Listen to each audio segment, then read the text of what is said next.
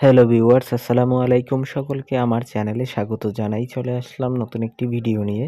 Video শুরুর প্রথমে বলে রাখি, যারা আমার চ্যানেলে নতুন দয়া করে আমার চ্যানেলটি সাবস্ক্রাইব করে দিতে ভুলবেন না। যারা ইতিমধ্যে দিয়েছেন তাদেরকে জানাই অসংখ্য ধন্যবাদ।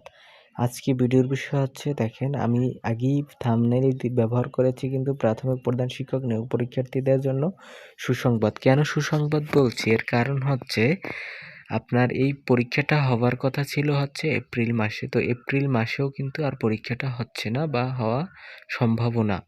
তো এটি কিন্তু হওয়ার সম্ভাবনা আছে, খুবই বলা যেতে পারে মে মাসে অথবা হচ্ছে জুন মাসে। ধরেন মে মাসেই পরীক্ষা হবে, তাহলে কিন্তু আমরা বলতে পারি, দেখেন কেবল কিন্তু আজকে ফেব্রুয়ারির ২৮ তারিখ। তো কালকে থেকে মার্চ মাস যেহেতু শুরু, মার্চ, এপ্রিল এবং মে। তো আপনারা কিন্তু এখনও যদি মে মাসের ধরেন ৫ তারিখও যদি পরীক্ষা হয়, তাহলে কিন্তু আপনারা ২ মাসের চেয়েও অধিক সময় পাচ্ছেন, বেশি এক্সট্রা।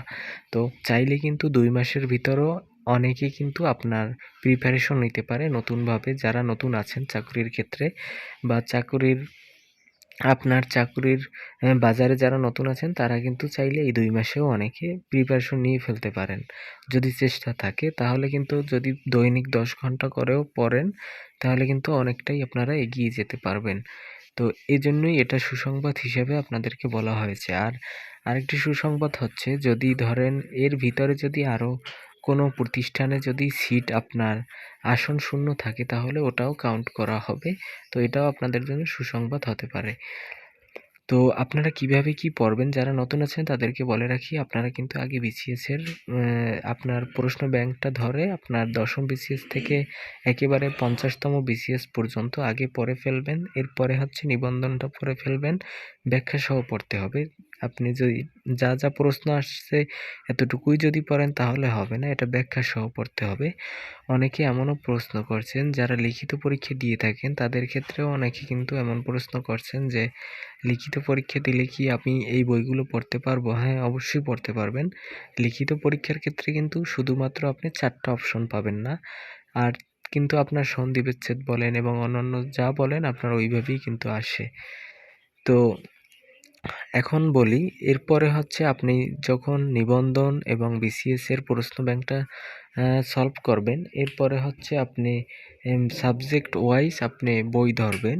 বই যদি ক্রয় করা না থাকে, আপনারা বইটা কিনে তারপর হচ্ছে সাবজেক্ট ওয়াইজ বই পড়ে, এরপর টপিক ওয়াইজ দৈনিক ধরেন আপনি একদিন বাংলা পড়লেন, আরেকদিন অন্যান্য বিষয় কিছুই পড়লেন না। ব্যাপারটা এমন যাতে না হয় যে আপনি বাংলার পাশাপাশি বাংলা, ইংরেজি, অঙ্ক এবং সাধারণ জ্ঞান সব পড়ে তারপর হচ্ছে আপনি প্র্যাকটিসে রাখতে পারেন।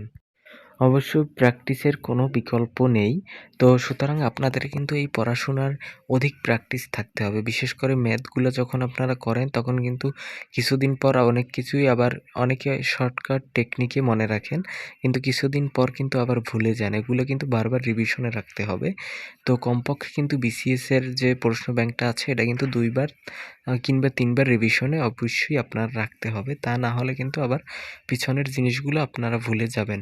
তো আজকে আরেকটা বিষয় নিয়ে আপনাদের মাঝে আলোচনা করব, যেগুলো দেখেন আজকে আপনাদেরকে ৪-৫টা অঙ্ক দেখিয়ে দেব, যেইটা হচ্ছে পরীক্ষায় বারবার রিপিট আসে। মানে প্রায় পরীক্ষা হলেই দিয়ে থাকে এই অঙ্কগুলো। তো আজকের ভিডিওতে দেখানোর চেষ্টা করব এই অঙ্কগুলো আপনারা কিভাবে সমাধান করবেন। তো চলুন শুরু করা যাক।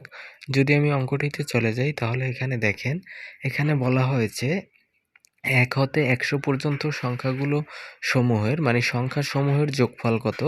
তো এখানে আমরা একটা ট্রিক্স ব্যবহার করে করতে পারি। দেখেন, এটা হচ্ছে সূত্র h = n × n+1/2। এখানে n বলতে বোঝাবে হচ্ছে ওই যে ১ থেকে ১০০ না, n এর মান হচ্ছে আপনার ১০০। আর তাহলে n এর মান যদি আমি ১০০ বসাই, তাহলে ১০০ ইন্টু হচ্ছে ১০০ + ১ / হচ্ছে 2। তাহলে আমার রেজাল্ট দাঁড়ায় হচ্ছে ৫০৫০। এটা হচ্ছে আমার রেজাল্ট। এটা অন্য ওয়েতেও করা যায়, কিন্তু আপনি যদি এইভাবে মনে রাখতে পারেন তাহলে সুবিধা অনেক বেশি। তো এই সূত্রটা মনে রেখে দিবেন যে কিভাবে যোগফল বের করতে হয়। পরবর্তীতে সম্ভাবনার একটি অঙ্ক আমি দেখিয়ে দিব। দেখেন, এখানে বলা হয়েছে একটি বাক্সে ৫টি সাদা, ৩টি লাল ও ৩টি নীল বল আছে। দৈবভাবে একটি বল তুললে সেটি নীল হওয়ার সম্ভাবনা কত? তো সম্ভাবনার একটি সূত্র আছে, এটা জানেন, সম্ভাবনা সমান সমান অনুকূল ঘটনা আর নিচে হচ্ছে মোট ঘটনা। তো অনুকূল ঘটনা আর মোট ঘটনা বলতে কি বোঝায় আমি একটু বলে দিচ্ছি। মোট ঘটনা মানে হচ্ছে এই সাদার কথা উল্লেখ আছে দেখেন ৫টি, লালের কথা আছে ৩ এবং আপনার নীল আছে ৪টি, মোট দাঁড়ায় হচ্ছে ১২টি। তো এই ১২টি হচ্ছে মোট ঘটনা, এটি হচ্ছে নিচে থাকবে এবং অনুকূল ঘটনা বলতে বোঝানো হয়েছে, দেখেন আপনাকে বলছে কিন্তু নীল হওয়ার সম্ভাবনা কত? তো নীল হওয়ার সম্ভাবনাটাই হচ্ছে অনুকূল ঘটনা। এটা হচ্ছে নীল কয়টা হতে পারে দেখেন বলা হয়েছে ৪টা। তো এই ৪ থাকবে উপরে আর মোট ঘটনা থাকবে নিচে এবং এটা কাটাকাটি করলে যা হয় ওইটাই হচ্ছে রেজাল্ট। কাটাকাটি করলে 1/3 আসে, তাইলে এটাই আমাদের রেজাল্ট। তো আপনাদের দরকার হচ্ছে আপনারা সূত্রটা একটু মুখস্থ রাখবেন, তারপর অন্য কিছু চেঞ্জ করে দিলে তারপর এইভাবেই আপনারা করে যাবেন। তো সূত্র কিন্তু আপনাকে অবশ্যই মনে রাখতে হবে। চলুন পরবর্তী অঙ্কটা দেখে আসি। তো এখানে বলা হয়েছে দেখেন ১ থেকে ৪৯ পর্যন্ত সংখ্যার গড় কত? এই সংখ্যাটা কিন্তু গড় চেয়েছে। তো আগের অঙ্কটায় কিন্তু এই টাইপেরই অঙ্ক ছিল, কিন্তু চেয়েছে যোগফল কত। তো এই গড় করতে হলে আপনারা যেভাবে করবেন, এটা একটি শর্টকাট ওয়ে আছে, যেটি হচ্ছে শেষ পদ প্লাস প্রথম পদ ডিভাইডেড বাই 2। গড় মানে হচ্ছে ২ দ্বারা ভাগ করতে হয়, তাইলে হচ্ছে শেষ পদ কত ৪৯ এবং প্রথম পদ হচ্ছে আপনার ১ এবং ডিভাইডেড বাই 2, এটা আসে আপনার ২৫। অন্যভাবেও এই অঙ্কটি করা যেতে পারে। তো আমরা শর্টকাট ওয়েতে এভাবেই গড়টা বের করব, এই সূত্রটা মনে রেখে দিবেন, তাহলে অনেক লাভ হবে। তো পরবর্তী দেখেন একটি অঙ্ক আছে, ধারার অঙ্ক, যেটাতে বলা হয়েছে ১ যোগ ৫ যোগ ৯ যোগ ১৩ যোগ হচ্ছে, এরপর ডট ডট দেওয়া আছে, এরপরে হচ্ছে ধারাটির ১৫তম পদ কত হবে। ১৫তম পদ আপনি সূত্র দিয়েও বের করতে পারেন, আপনি সূত্র ছাড়াও বের করতে পারেন। তো আমি যদি সূত্র ছাড়া বের করতে যাই তখন কিন্তু আমার একটু, তাহলে সেই প্রসেসটা কিন্তু একটু জটিল হয়ে যাবে। তাহলে আমরা একটি সূত্রের মাধ্যমে এই পুরো প্রক্রিয়াটা মনে রাখতে পারি। যেমন হচ্ছে শেষ পদ সমান সমান, যেহেতু দেখেন আপনার ১৫তম পদ চেয়েছে না, এটাই হচ্ছে শেষ পদ, a plus n minus 1 into হচ্ছে d।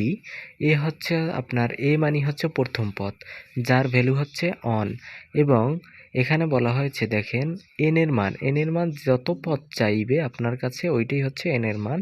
n এর মান এখানে হচ্ছে ১৫ এবং মাইনাস 1 তো এটা সূত্রের, এবং d হচ্ছে সাধারণ অন্তর, যেটা আমি বের করব দ্বিতীয় পদ মাইনাস প্রথম পদ। দ্বিতীয় পদ হচ্ছে ৫ এবং প্রথম পদ হচ্ছে ১, তাই বলা যেতে পারে এখানে হচ্ছে d মানে হচ্ছে 4। d এর ভ্যালু কত 4। আপনাদের যদি এই অঙ্কগুলো বুঝতে কোনো সমস্যা হয়ে থাকে তাহলে আপনি আমাকে কমেন্টে জানাতে পারেন, আমি দরকার হয় আবার বুঝিয়ে দিব। তো বুঝতে না পারলে অবশ্যই আমাকে কমেন্টে জানাতে ভুলবেন না। এই অঙ্কগুলো কিন্তু খুবই গুরুত্বপূর্ণ। দেখেন এখানে যে কয়টা অঙ্ক নিয়েছি এই অঙ্কগুলো কিন্তু প্রায় পরীক্ষায় আসছে এবং এই জন্যই কিন্তু আজকে আপনাদের মাঝে এই অঙ্ক কয়টা নিয়ে হাজির হলাম। এবং দেখেন আপনাদের কিন্তু একই ধরনের আজকে কিন্তু আপনাদের এগুলো শর্টকাট ওয়েই দেখিয়ে দিলাম। তো এই শর্টকাট টেকনিক মনে রাখতে হলে আপনার একই জিনিস কিন্তু বারবার প্র্যাকটিসে রাখতে হবে। আপনি যদি প্র্যাকটিসে না রাখেন তাহলে কিন্তু অবশ্যই আপনি ভুলে যাবেন। এটা আপনি, আমি বললেও ভুলবেন, না বললেও ভুলবেন।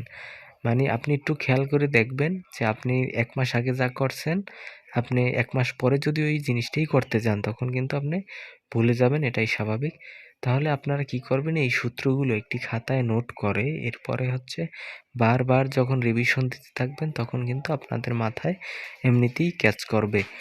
তো এই অঙ্কগুলোর পাশাপাশি আরও অনেক অঙ্ক আছে যেগুলো প্রায় পরীক্ষায় এসে থাকে। তো যদি আপনারা চান তাহলে আমরা পরবর্তী ভিডিওতে এই জাতীয় অঙ্ক নিয়ে আপনাদের মাঝে হাজির হতে পারি। আর যদি ভিডিওটি ভালো লেগে থাকে তাহলে লাইক কমেন্ট শেয়ার করতে ভুলবেন না। দেখা হবে পরবর্তী কোনো ভিডিওতে এবং যারা ইতিমধ্যে আমার চ্যানেলটি সাবস্ক্রাইব করে দিয়েছেন তাদেরকে জানাই অসংখ্য ধন্যবাদ। যারা এখনও দেননি তাদের অনুরোধ থাকবে, যদি ভালো লাগে ভিডিওটি তাহলে সাবস্ক্রাইব করতে ভুলবেন না। তাহলে দেখা হচ্ছে পরবর্তী কোনো ভিডিওতে। সঙ্গে থাকুন all job news and education চ্যানেলের।